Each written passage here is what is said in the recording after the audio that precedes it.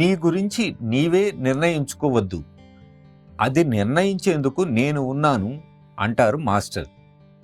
సంకుచితమైన మనస్సుతో, మిడిమిడి జ్ఞానంతో, కలుషితమైన మలినపూరితమైన ఉద్రేకాలతో మన గురించి నిర్ణయించుకునే అధికారం మనకెక్కడిది? తండ్రి ఏదన్నా చాక్లెట్, ఐస్ క్రీం, బిస్కెట్లు ఇస్తే పిల్లవాడు ఆనందిస్తాడు.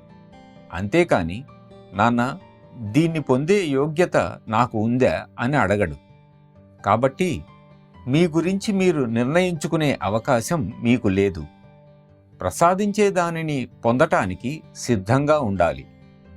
గుడ్డివారికి పుస్తకాన్ని, చెవిటివారికి పాటల సీడీని ఎవరూ కానుకగా ఇవ్వరు. అలాగే మాస్టర్ మీరు హృదయాన్ని మూసిపెట్టుకొని ఉంటే మీకు ప్రేమను ఇవ్వలేరు. కనుక మీ హృదయాన్ని ఎల్లప్పుడూ తెరిచి ఉంచండి.